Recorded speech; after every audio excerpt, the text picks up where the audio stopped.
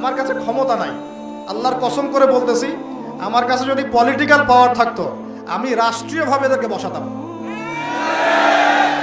একদিকে ওলামায়ে কেরামকে বসাতাম, আর একদিকে এদেরকে বসাতাম। একটা একটা করে বিষয় দিতাম, একটা বিষয়ের উপর ধারাবাহিক মোনাজারা হবে এবং একটা লাইভ সারা দেশের মানুষ দেখবে। এবং সামনে কোনো কিতাবই থাকবে না, কিতাবেরই দরকার নাই। যারা হাফেজ তাদের কি কিতাব লাগে না? কোরআন কলিজার মধ্যে আছে। বাস যারা উসুল বোঝে ওই হাদিসের উসুলও এক কলিজার মধ্যেই আছে, ফিকহের উসুলও কোরআন কলিজার মধ্যেই আছে, আকীদার উসুল কোরআন কলিজার মধ্যে আছে। বসান 10 জন 10 জন করে বসান, তারপর দেখেন আসলে কে জিতে আর কে হারে। এত সহজ মনে করেছেন? প্রাইভেট কারে চড়ে চড়ে আপনি ঘুরে বেড়ান, জ্যামে গাড়ি আটকালে গ্লাসে এসে নক করে, পথবঞ্চিত শিশুরা আহা খেতে পায় না, বৃষ্টিতে ভিজে ভাঙ্গা একটা থালা নিয়ে স্যার 2টা টাকা দেন। অনেকে ধমক দিয়ে তাড়িয়ে দেয়। এই যে আপনি ধমক দিছেন, ওরে প্রাইভেট কারে বসাইতে পারে কে? আপনার হাতে ভাঙ্গা থালা দিয়ে রাজপথে নামায় দিতে পারে কে? এজন্য আল্লাহ বললেন, আমি দেয়ার মালিক, তুমি দাও, তুমি দিলে তোমার হাত আমি ভরে দেব। আল্লাহু আকবার। পরিচিত এক বোন আছেন, বোন বলতে আমার আপন বোন না, দুঃসম্পর্কীয়। উনি আমেরিকাতে থাকেন, অনেক বড় ব্যবসায়ী। ওনার বাসায় ভয়ঙ্কর অবস্থা মেয়েদের।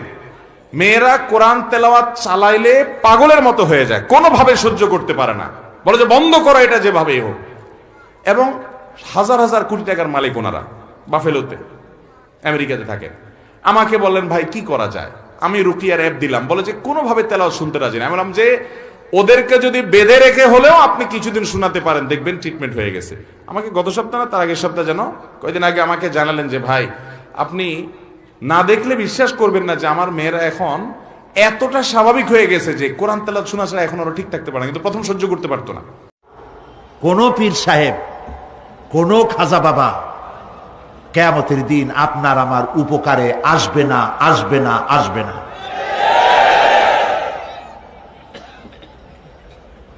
আমল ভালো হবে, আল্লাহ ক্ষমা করবেন। আমল ভালো নাই, পীর সাহেবরা কিচ্ছু করতে পারবেন না। কেউ কেউ মনে করেন পীর সাহেব আমার সুপারিশ করবেন। কিয়ামতের দিন আপনারাই দেখবেন ওনাদের সুপারিশ কে করে। ইন্না আ'তাইনাকাল কাউসার ফাসাল্লি লিরাব্বিকা ওয়ানহার ইন্না শানিআকা হুয়াল আবতার।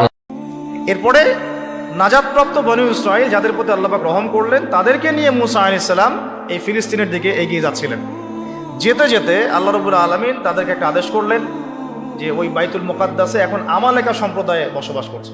কোন সম্প্রদায়? এখন আমালেকা। এরা অনেক শক্তিশালী আর কি, খুবই ফিজিক্যালি স্ট্রং। তো তোমাদেরকে ওই জায়গা যদি এখন পেতে হয় তাহলে এদের সাথে জিহাদ করতে হবে। এই ঘটনাটা কিন্তু সূরা বাকারার শেষের পারার মধ্যে আছে, একদম শেষের দিকে। তো মুসা আলাইহিস সালামের জীবদ্দশায় এই জিহাদটা হয়নি। মুসা আলাইহিস সালামের জীবদ্দশায় এই আদেশটা এসেছিল, কিন্তু মুসা আলাইহিস সালাম তার অনুসারীদেরকে বলেছিলেন যে আল্লাহ পাক আমাদেরকে জিহাদ করে বাইতুল মুকাদ্দাস জয় করতে বলেছেন। তখন তার অনুসারী বনী ইসরাঈল বলেছিল, ইযহাব আনতা ওয়া রাব্বুকা ফাকাতিলা, তুমি আর তোমার রব গিয়ে যুদ্ধ করো, আমরা এখানে বসে থাকলাম। ওয়া ইন্না হাহুনা কাঈদুন। কোন বনী ইসরাঈল কথা বললো? যাদেরকে আল্লাহ পাক একটু আগেই বিপদ থেকে উদ্ধার করে এখানে নিয়ে আসলেন। আর শর্ত আল্লাহর কি?